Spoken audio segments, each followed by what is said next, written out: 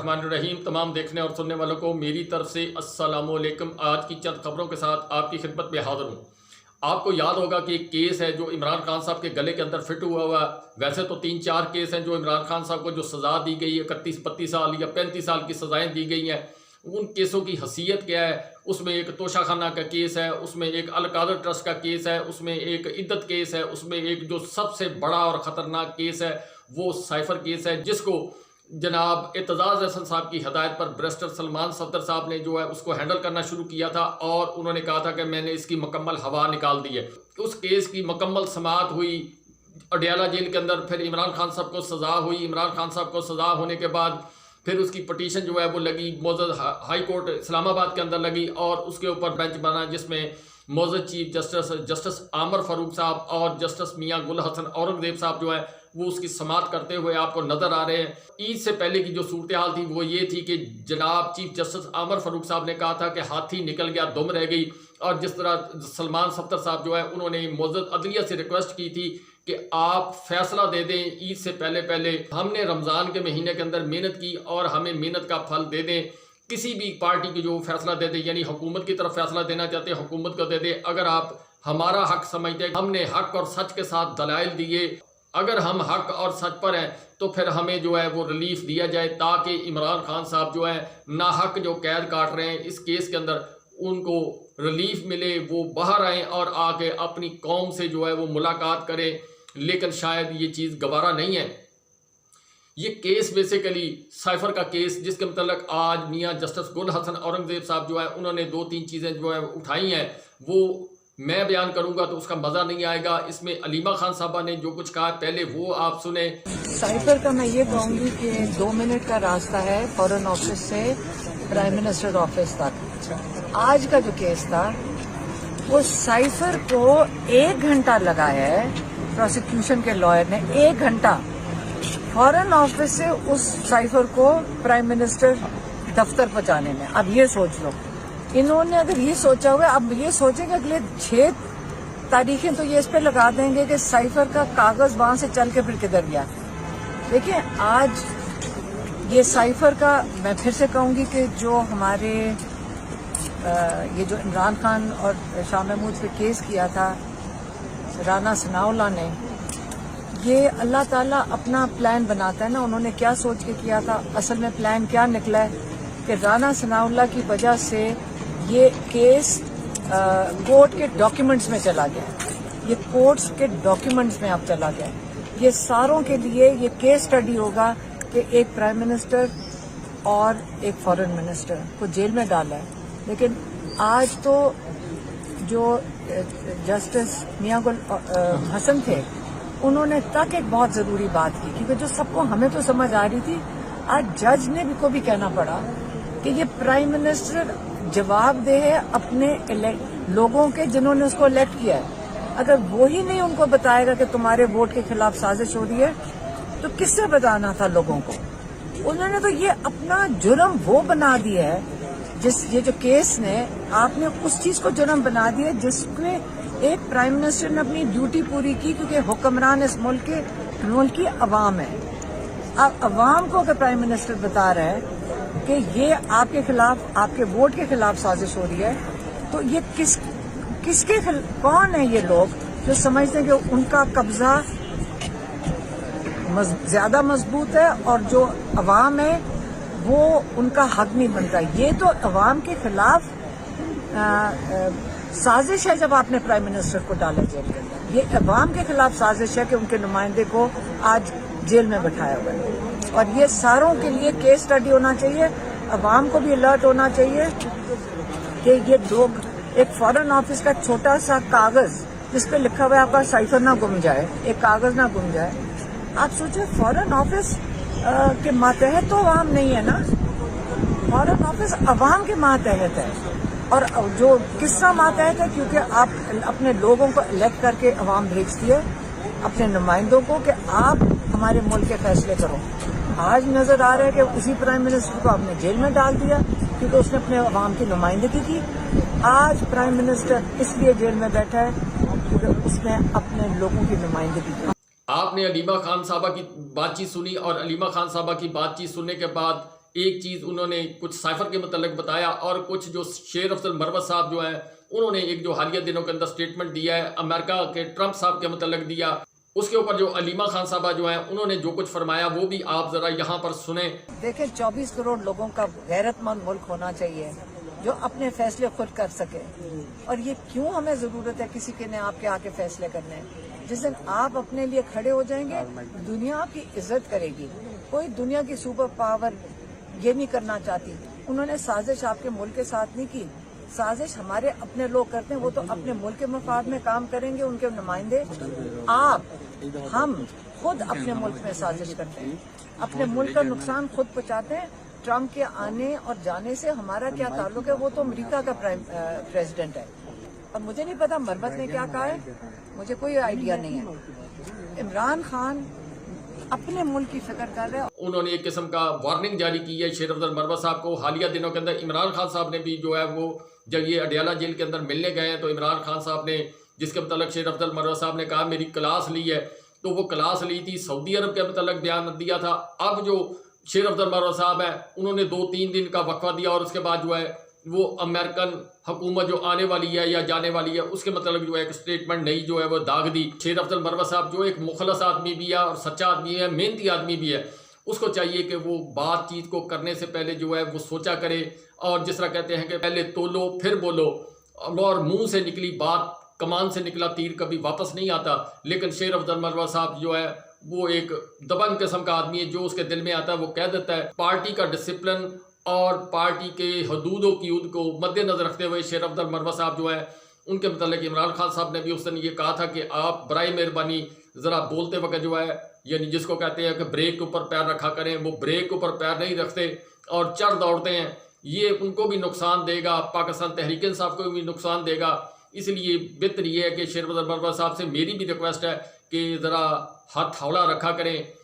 اب چلتے ہیں جی برسٹر سلمان صفدر صاحب کی طرف، جو آپ کو حال حقیقت عدالتی کارروائی کی بتائیں گے، اور اس کے بعد آپ فیصلہ کر لیں کہ یہ معاملات کس طریقے سے چلائے جا رہے ہیں۔ سائفر کے کیس میں ڈیفینس تو آج سے 4 پیشیاں قبل ہی اپنے آرگیومنٹس جو ہے وہ سارے کمپلیٹ کر چکی تھی۔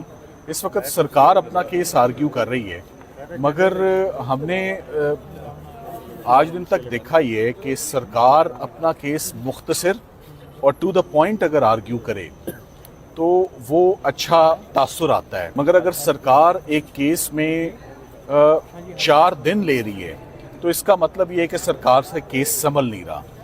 جو اچھا کیس ہوتا ہے نا وہ آپ کو 1 2 3 آپ کرتے ہیں اور آپ اپنے پوائنٹس دیتے ہیں کہ یہ کنوکشن ایسے بنتی ہے، تو مجھے اس سے بہتر ایکسپریشن نہیں مل رہا کہ سرکار صرف آئیں دائیں بائیں شائیں کر رہی ہے اور ٹائم بائی کر رہی ہے اور ایسی اسسٹنس دے رہی ہے، تاثر بس سرکار یہی دے رہی ہے کہ وہ چاہتی ہے تھوڑا سا کیس اور لمبا ہو، تھوڑے سے دن اور پڑیں۔ سو تھوڑا سا لمبا کیوں ہو کیس، تھوڑے سے دن اور کیوں پڑیں، مجھے سمجھ نہیں آ رہی کہ ایسا کیوں ان کی خواہش ہے، انہوں نے کیا لینا ہے کہ تھوڑے سے دن ان کو اور مل جائیں گے۔ ایک چیز بڑی آبویس ہے کہ جس طرح وہ کورٹ کو اسسٹ کریں، کورٹ کے قیمتی ٹائم کو، کورٹ کا بڑا قیمتی ٹائم ہوتا ہے کہ ہمیں آہستہ آہستہ چلنے دو، وہ کیوں اس پیس پر چلنا چاہتے ہیں؟ کیس اچھا ہے تو ثابت کریں، کیس اچھا ہے تو پوائنٹس دیں۔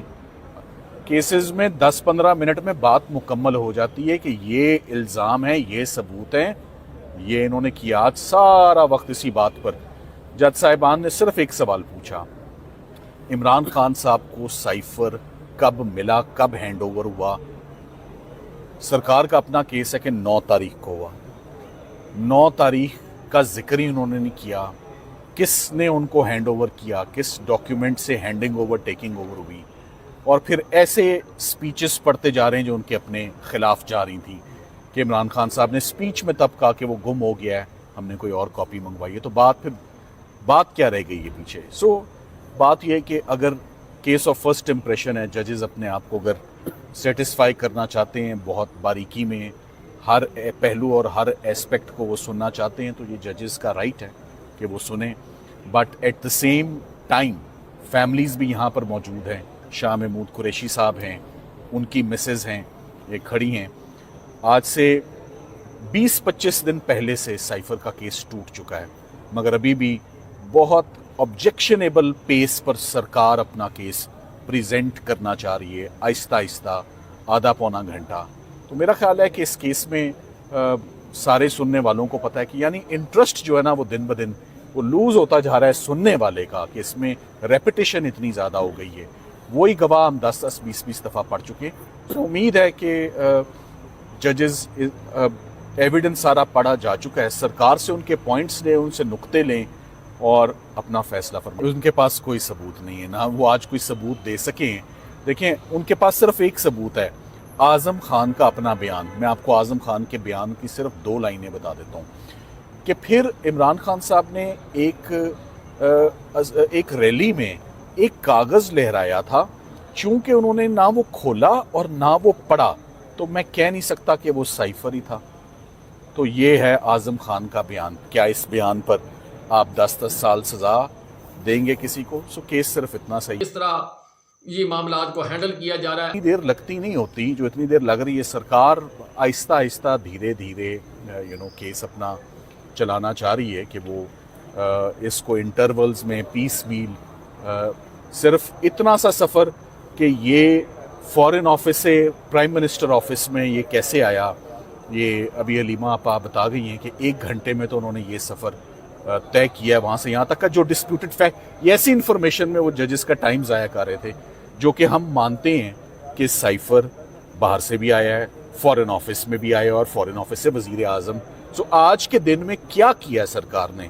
सिर्फ वक्त का Zia, time waste, precious time, national exchequer. पूरा केस ही साइफर का जब से शुरू हुआ है पाकिस्तान की हिस्ट्री का सबसे महंगा, सबसे noxious case of first impression. इसके अंदर कोई सब्सटेंस नहीं, और अब हाई कोर्ट के जजेस का टाइम ज़ाया किया जा रहा है। मेरा ख्याल है इसको वाइंड अप होना चाहिए कि ये रमज़ान से चल रहा था केस। हमारी ख्वाहिश थी कि ईद पर इसका फैसला आ जाए। मैं छोटी ईद की बात कर रहा हूँ, तो ये तो बड़ी ईद की तरफ जा रहा है ये केस, जिस स्पेस से जा रहे हैं। आपको याद होगा कि जब इनके अपने केसेस चल रहे थे तो इसी तरह डिलेइंग टैक्टिक्स इस्तेमाल किए जाते थे, और फिर आहिस्ता आहिस्ता इमरान खान साहब के 3 साल 8 माह जो है वो गुजर गए। उसके बाद एक NRO 2 हुआ। NRO 2 होने के बाद फिर तमाम मुकदमात ख़त्म हुए। जिनके ऊपर फ़र्द जुर्म आयद होनी थी वो प्राइम मिनिस्टर बने, जिनके ऊपर फ़र्द जुर्म आयद होनी थी वो वज़ीर आला बने।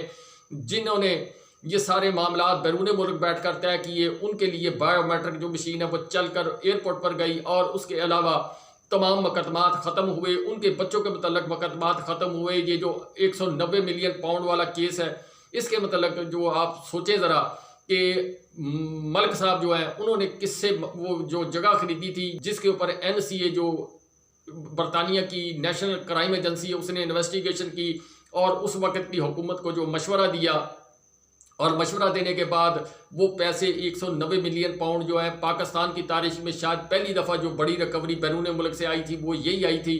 और इसी जुर्म की सज़ा इमरान खान साहब को दी गई। सबका ट्रैक रिकॉर्ड है, नैब का या जो भी इन्वेस्टिगेशन वाले अदारे हैं, उन्होंने अरबों डॉलर, मैं लफ्ज़ अरबों डॉलर जो है वो खर्च किए इन्वेस्टिगेशन करते हुए 76 सालों के दौरान, मगर रिकवरी ना कर सके।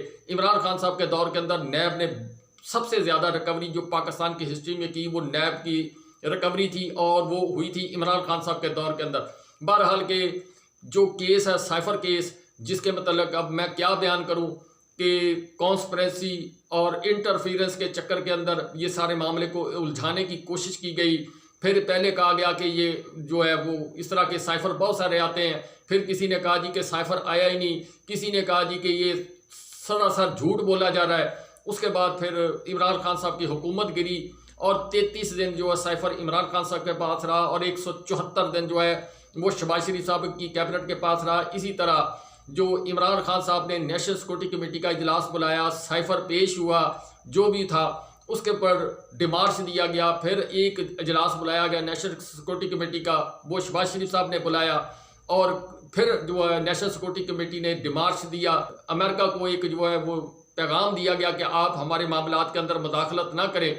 ये सारा कुछ हुआ दोनों हुकूमतों के दौरान, मगर फिर एक चक्कर चलाया गया और साइफर गुम हुआ या नहीं हुआ। आज़म खान ने स्टेटमेंट दिया, लेकिन इमरान खान साहब को जिस तरीके से 14-14, 18-18 घंटे चलाकर हक़ दिफा ख़त्म करके जो है वो मामला जो है उसको سزا میں کنورٹ کیا گیا. پھر سلمان صفدر صاحب نے اعتزاز صاحب کی ہدایت پر یہ کیس لیا اور کیس لینے کے بعد اس کو کوشش کی کہ میں اس کو ون ون سچویشن کے اندر لے کر آؤں اور پھر وہ لے کر آئے.